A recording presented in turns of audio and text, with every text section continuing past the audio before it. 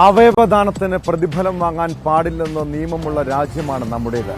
എന്നാൽ ഈ നിയമമൊക്കെ കാറ്റിൽ പറത്തി അവയവ കച്ചവടം നടത്തുന്ന റാക്കറ്റിന് പിന്നിൽ ചില ആശുപത്രികളും ഡോക്ടർമാരുമുണ്ടെന്ന ഞെട്ടിപ്പിക്കുന്ന വിവരങ്ങളൊക്കെ നേരത്തെ പുറത്തു വന്നിരുന്നു. സാധുക്കളായ വ്യക്തികളുടെ ദാരിദ്ര്യാവസ്ഥ മുതലെടുത്ത് അവയവദാനത്തിന്റെ മറവിൽ ലക്ഷങ്ങളുടെ കച്ചവടമാണ് ഇവിടെ നടക്കുന്നത്.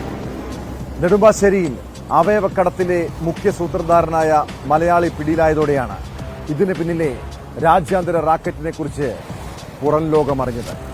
ഇതോടൊപ്പം അവയവദാനത്തിന്റെ മറവിലുള്ള ചതിയും ലൈംഗിക ചൂഷണവും നേരിട്ട ഒരു യുവതിയെക്കുറിച്ചും കേൾക്കാൻ കഴിഞ്ഞു. ആ കേസിലേക്കാണ് പോലീസ് പെട്രോൾ ആദ്യം പോകുന്നത്. സ്വാഗതം.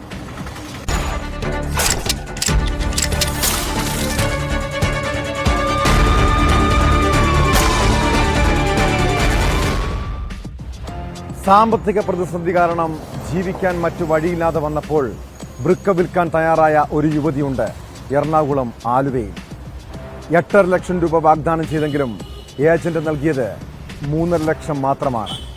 ബാക്കി തുക ആവശ്യപ്പെട്ടപ്പോൾ ഫ്ളാറ്റിലേക്ക് വിളിച്ചു വരുത്തി ലൈംഗികമായി ചൂഷണം ചെയ്തു. പിന്നീട് പണം ആവശ്യപ്പെട്ടാൽ കൊല്ലുമെന്ന് ഭീഷണി.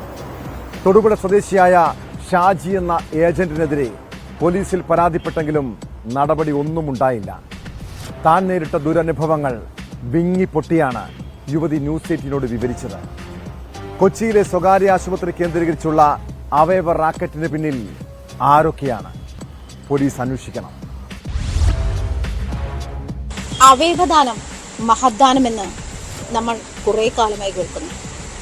അനുഗ്രഹീതരായ മനുഷ്യർക്ക് മാത്രമേ ഇത്തരം കാരുണ്യ പ്രവർത്തനങ്ങൾ ചെയ്യാൻ കഴിയൂ എന്നുള്ള മെസ്സേജും നമ്മൾ കേട്ടിട്ടുണ്ട്.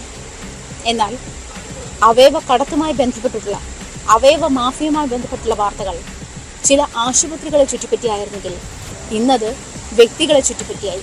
രാജ്യാന്തര അവയവക്കടത്ത് മാഫിയ കേരളത്തിൽ സജീവമാണെന്ന ഞെട്ടിക്കുന്ന വിവരമാണ് നമ്മൾ ഈ ദിനങ്ങളിൽ കേട്ടുകൊണ്ടിരിക്കുന്നത്. അവയവ മാഫിയെ പറ്റി പറയുമ്പോൾ അതിൽ ഇരകളായവർ ഏറെയാണ്. ഇരകളുടെ ദുരിതത്തെപ്പറ്റി നമ്മൾ അറിയുന്നേയില്ല. നമുക്ക് മുന്നിലിരിക്കുന്ന ഈ വ്യക്തി ഒരിരയാണ്. അവയവ മാഫിയയുടെ ഇര മാത്രമല്ല, അതോടൊപ്പം വാഗ്ദാനം ചെയ്ത പണം നൽകാതെ പിന്നാലെ നടന്നതിന് ലൈംഗിക ചൂഷണത്തിനും ഇരയായ ഒരു വ്യക്തി.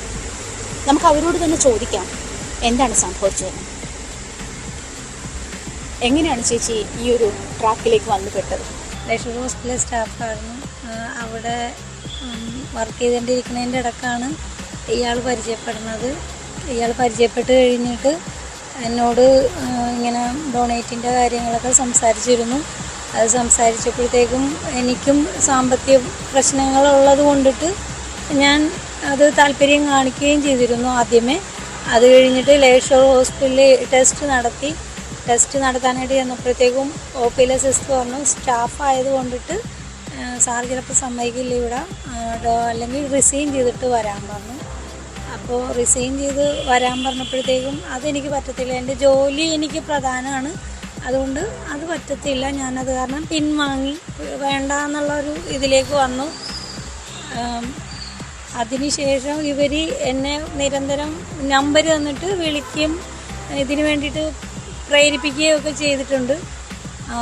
അപ്പോഴൊക്കെ ഞാൻ ഒന്നും പറയാതെ പിന്മാറി നിന്നിട്ട് എന്നെ ഒരു തവണ ഇവർ അൽക്കൈമ എന്ന് പറയുന്ന ലോഡ്ജിൽ വിളിപ്പിച്ചിട്ട് അങ്ങോട്ട് വരാൻ ആവശ്യപ്പെട്ടു. ഞാൻ ചെല്ലാന്നതിൻ്റെ പേരിൽ ഇയാളുടെ വർക്കറായ സ്ത്രീയെ കൂട്ടി വരാൻ പറഞ്ഞിട്ട് വേറെ കുഴപ്പമൊന്നുമില്ല എന്ന് പറഞ്ഞിട്ടാണ് വിളിപ്പിച്ചത്.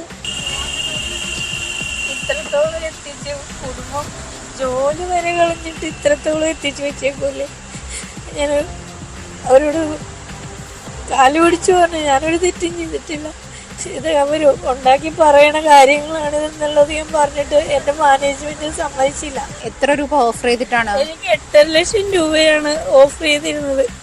അല്ല, എത്ര തന്നു?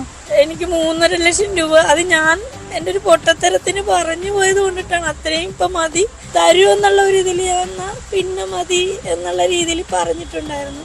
പക്ഷെ അതിനിടയിൽ അവർ കുറേ വേറെ രീതിയിലൊക്കെ ഉപദ്രവിച്ച് അതിൻ്റെ പേരിൽ ഫോട്ടോയൊക്കെ എടുത്തിട്ട് ഭീഷണിപ്പെടുത്തിയ പോലെയാണ് പിന്നെയുള്ള കാര്യങ്ങളൊക്കെ എന്നെ കൊണ്ട് വേറെ ഡോണേഴ്സിനെയൊക്കെ നമ്മളെ എത്തിച്ചു കൊടുക്കണമെന്നുള്ള നിബന്ധനയിലൊക്കെയാണ് അവർ ചെയ്തുകൊണ്ടിരുന്ന വെച്ചത്.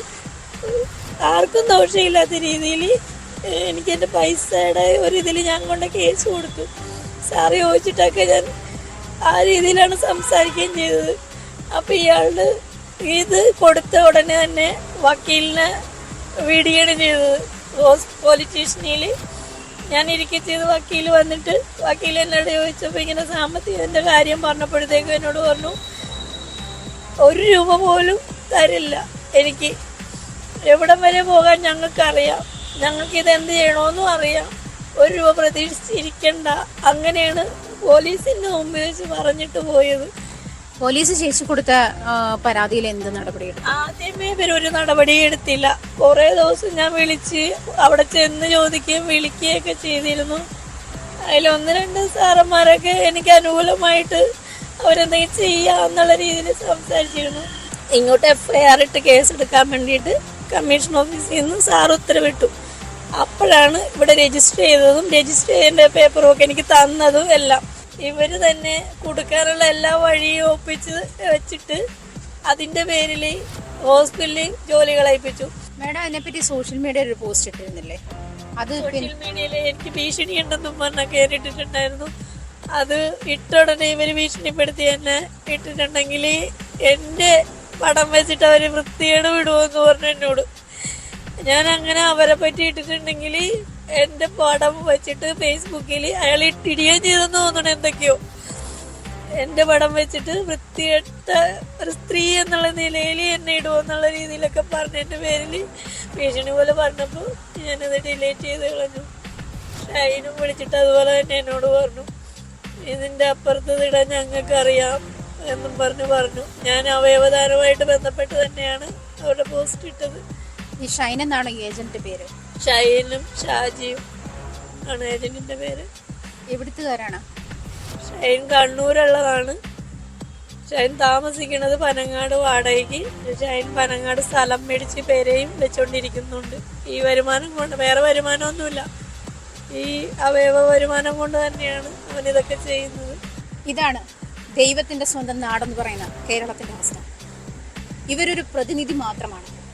ഇവരെ പോലെയുള്ള ആയിരക്കണക്കിന് ആളുകളുടെ അവയവം വെട്ടിവിറ്റ് പണക്കാരായി നടക്കുന്നവർ സുഖിച്ചു നടക്കുന്ന കേരളത്തിലാണ് നമ്മളിപ്പോൾ ഉള്ളത്. ഇവർക്ക് നേരെ തെളിവുകളില്ല. അധികൃതർക്ക് കണ്ണടച്ചു കളയാൻ മാത്രം വലിയ കുറ്റമാണോ ഈ പാവങ്ങൾ ചെയ്തത് എന്ന് മനസ്സിലാക്കുന്നില്ല.